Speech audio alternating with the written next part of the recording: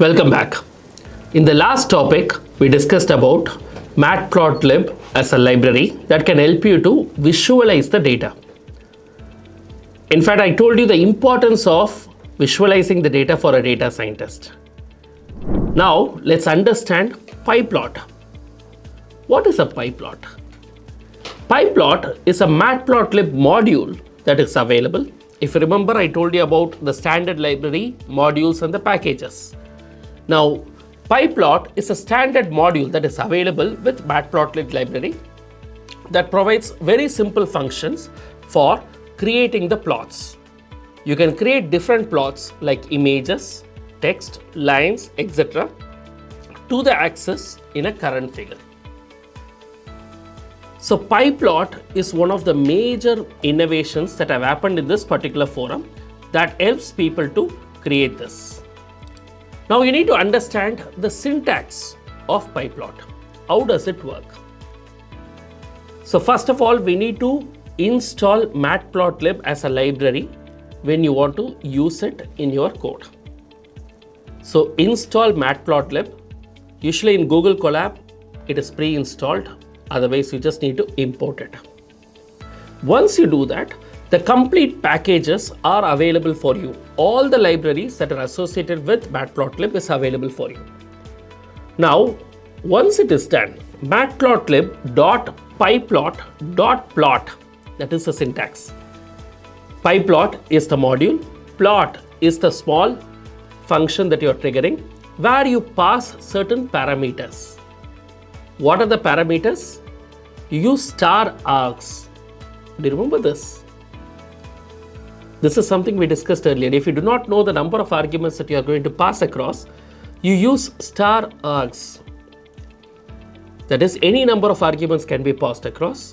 And along with that, scale x equal to true, that is scale x equal to true, scale y equal to true, because you want to plot it against x and y axis, data equal to none, and star quarks.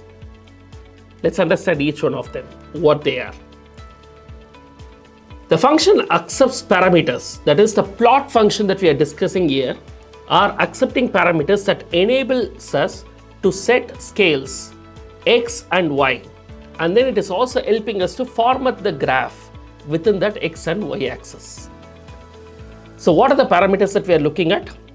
So when we say plot x comma y, it is going to create a simple plot with a default style and color. So it's a default line, style and color that we are determining just by calling out plot x and y. So plot.axis, x min, x max, y min, y max. When you define this, you are actually defining the scale for the x axis and the corresponding y axis by defining the minimum and the maximum values for it. So this becomes very, very important, because when you know the data, when you know the range of the data that you're going to represent, basis that you're going to define the minimum and maximum values so that your plot comes out correctly. Then you have the syntax to change the colors. So plot dot x comma y, then you say color equal to green, marker equal to O, line style equal to dashed, line width equal to 2, marker size equal to 12. Lot of new terms, isn't it? So I'm just trying to define the color of the line, the marker, the style of the line that is going to come out, the width of the line, and the size of the marker. And by giving values to it, I'm just defining how the plot should be represented.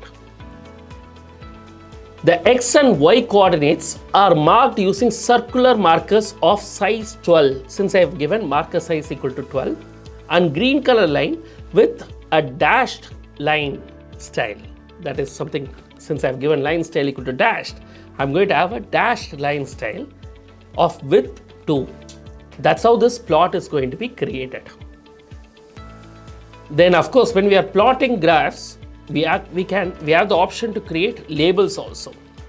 So plot.x label x-axis, plot.y label y-axis. By doing this, I am naming the x and y axis as x-axis and y-axis very clearly. And I can even label the line. Like for example, I can say plot dot x comma y label equal to sample line. So the plotted sample line will be displayed as a legend here. I know that you have learned a lot of new terms now. It is something tough to grasp in a very short time. But as you practice using Matplotlib, all these terminologies, all these syntaxes will get registered in your mind. So don't worry about it. We'll be getting to the hands-on exercise shortly, where we'll be using Pyplot and we'll be using different parameters to create the different types of charts in Python. So let's get to that shortly. Thank you.